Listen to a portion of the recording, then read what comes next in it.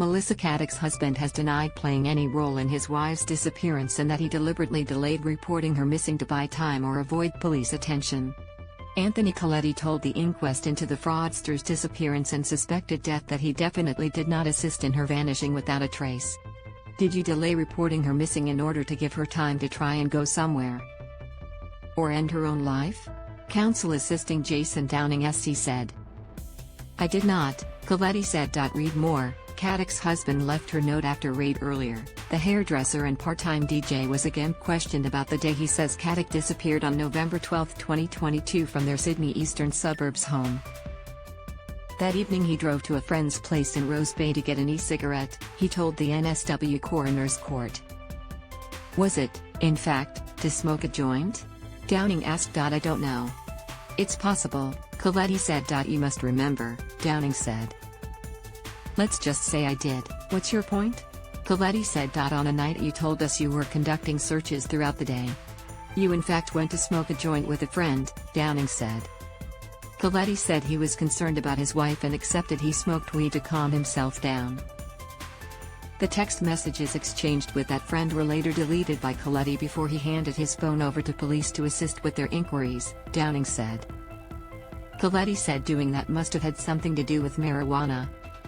He formally reported his wife missing the following day on November 13, and was asked if he had been out the night before. "Not that I know of," he said. The day she went missing is all a bit of a blur, Koletti said on Thursday before adding his recollection is quite hazy. "I don't recall going anywhere," he said. In several different police reports and for weeks after Koletti maintained Caddick left the home in black exercise gear and silver Asics. But after she failed to return he says he assumed she was meeting a lawyer, or staying in a hotel before her court appearance the following day.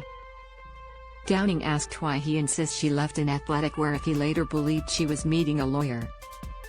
Koletti said it was based on assumptions, but denied seeing her wearing them. Forensic psychiatrist Dr. Carrie Eagle diagnosed Caddick with a narcissistic personality disorder but noted the limitations of never having interviewed her and purely based on statements and other records. Caddick portrayed herself as a highly successful and affluent person and fed her self-esteem through the admiration of others, Eagle told the inquest. Facing exposure as a fraud and not appearing as brilliant as she projected, if she felt she could not recover from such humiliation she may suddenly feel no other outlet than suicide, Eagle said.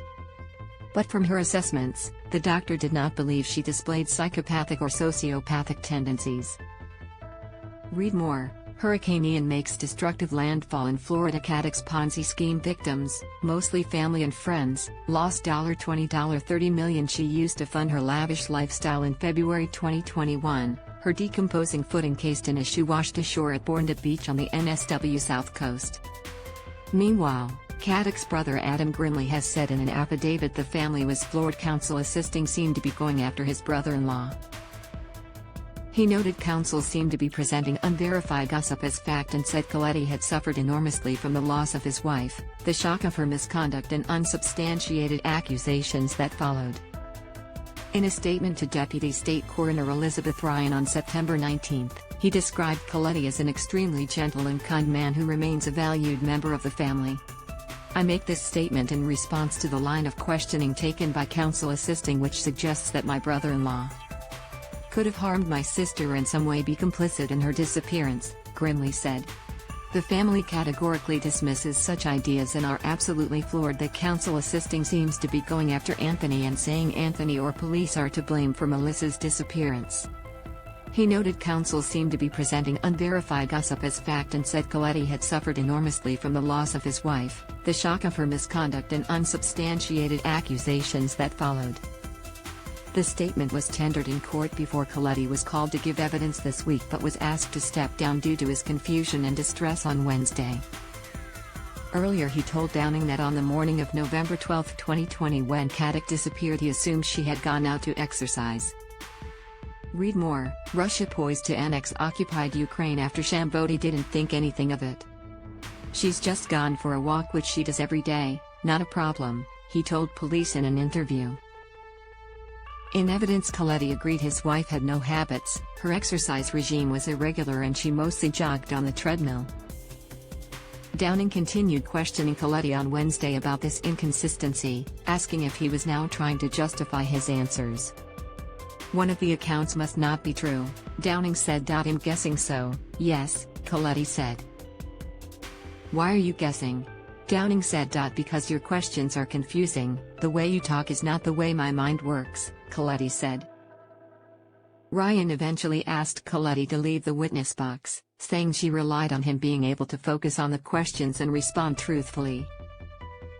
Yesterday, an ocean expert told the inquest Caddick's severed foot could have traveled from Sydney Cliffs before washing up on the NSW South Coast months later. An examination of goose barnacles found on the foot show it was likely floating off the coast for 3 to 7 days before washing up on Bourne Beach, some 400 kilometers from Caddick's Dover Heights mansion. Oceanographer David Griffin said it was possible her body entered the water when she was last seen in November 2020, then floated close to the ocean floor in strong currents for about 93 days before resurfacing in February 2021. "The NSW coast is the most energetic oceanographic part of Australia," he said.